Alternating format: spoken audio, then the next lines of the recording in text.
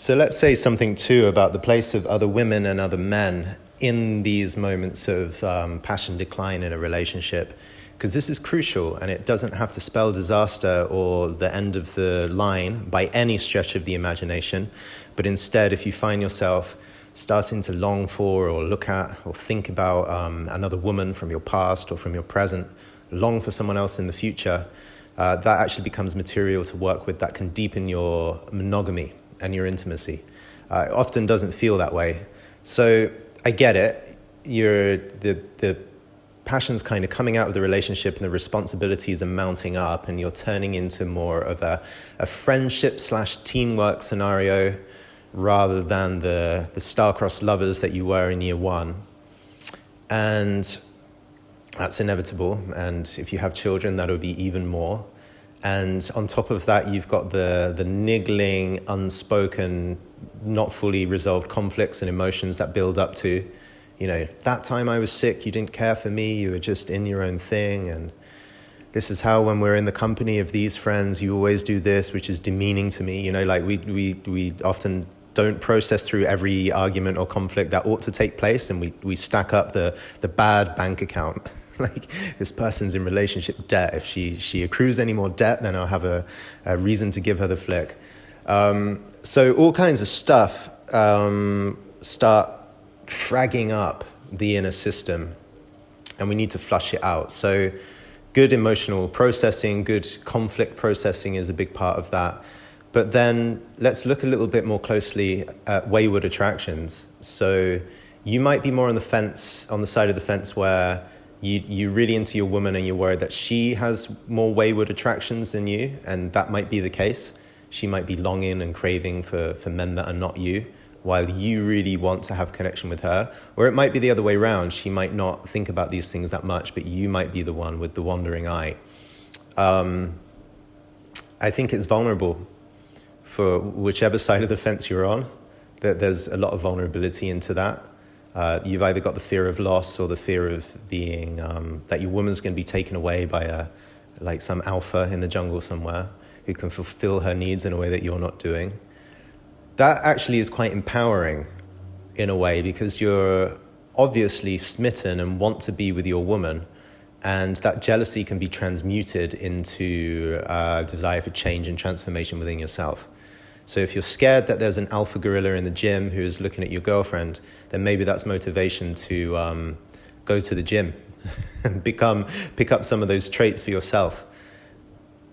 There's an empowerment to that jealousy, and it might need for you to adjust a few things in your life so you can embody those traits. That's the gift of jealousy, right? You're basically someone showing you a lack within yourself, and then you have the opportunity to go and do whatever's necessary to fill up that lack.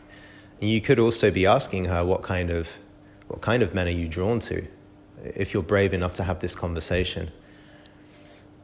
And I'm trusting that you are. You can say, what are the kind of men that steal your eye? I've got this light, medium, dark archetype game, which I've shared before.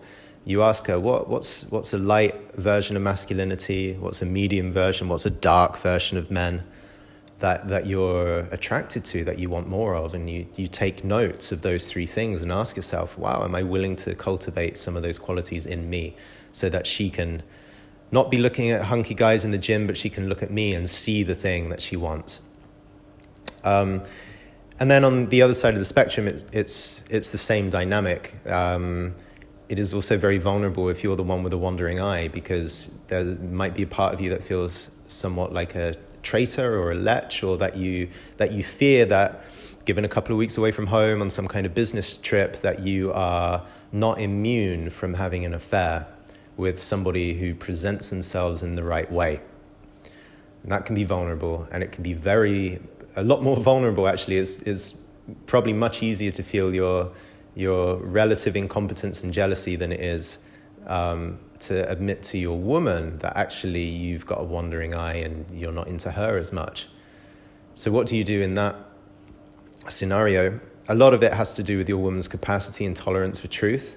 Like, if you were to table this kind of conversation with her, would it freak her out to the point of jealousy and disorganize her emotional system to an extent that it would be quite damaging and difficult to rebuild the trust. So in that sense, you're dating a woman who's not super secure in herself, if that's a possibility, but that might be your relationship and that might be what you have to work with.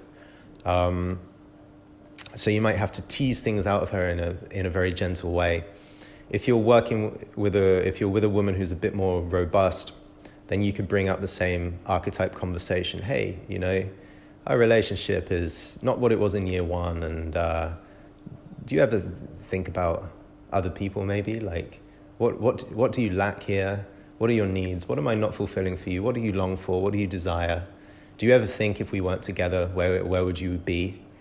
So there's some more gentle questions to come into this conversation.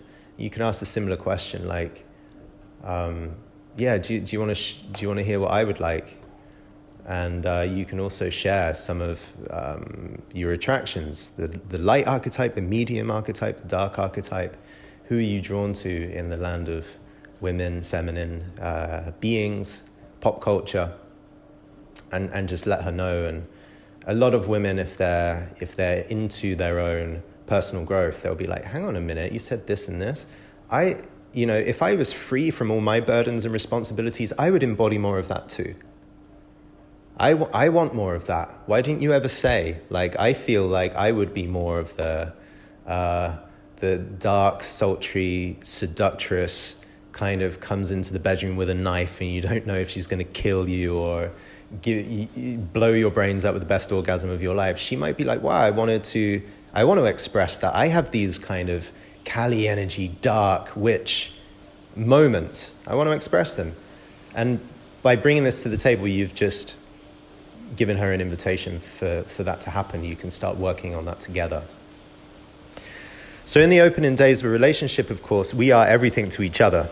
In those first 6 to 9 months, I would say, there is no space for a wayward attraction or a fantasy about someone else or what could have been, or even your favorite pop star kind of disappears for a year, because that new person is everything.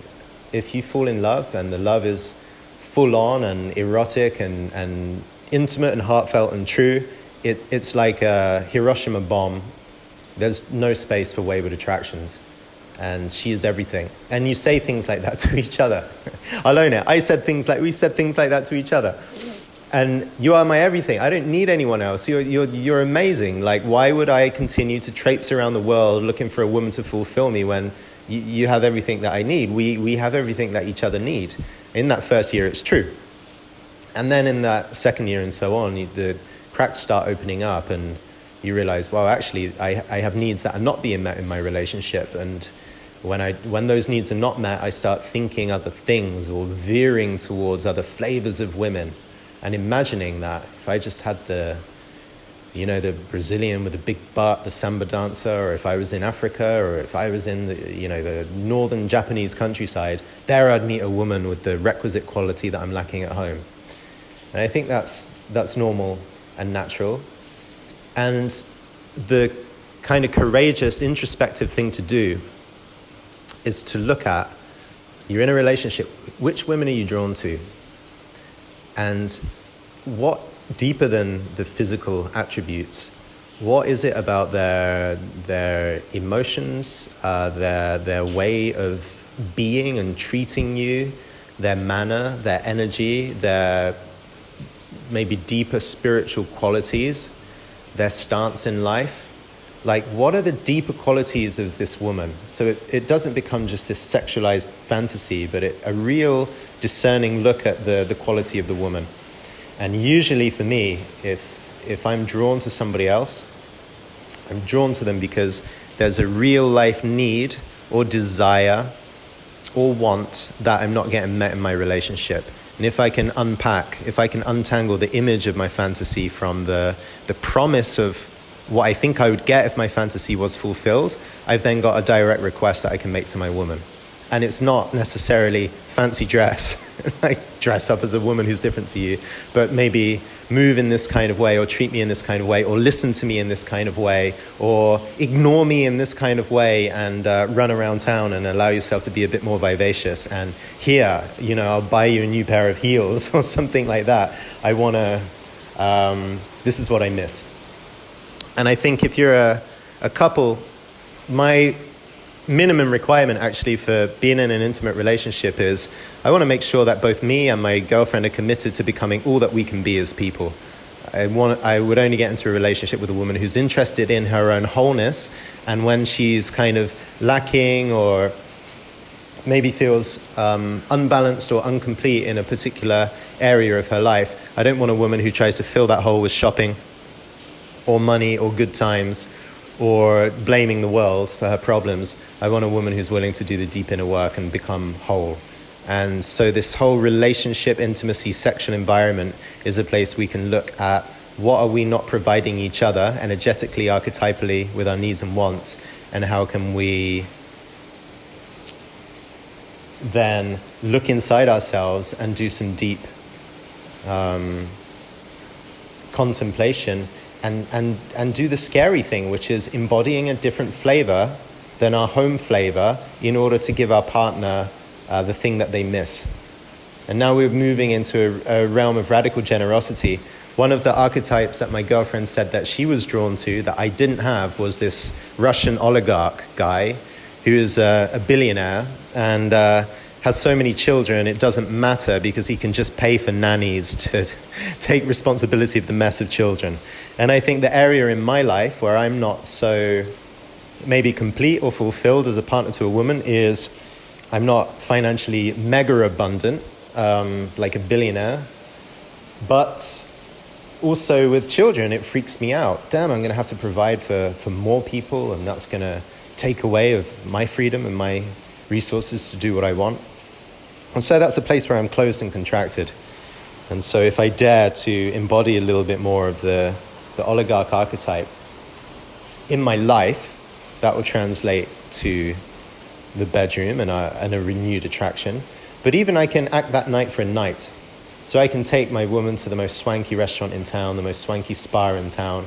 I can walk through my room, with a towel around my waist, my belly kind of hanging over because it doesn't matter how fat I become as an oligarch. I'm just almost like a caveman, oligarch, billionaire caveman kind of presence. I can enact that and walk around the bedroom and pick her up and throw her over my shoulders and tell her what to do. It injects that need that she doesn't have into the relationship. So I think it's a brave and edgy path to name our wayward attractions.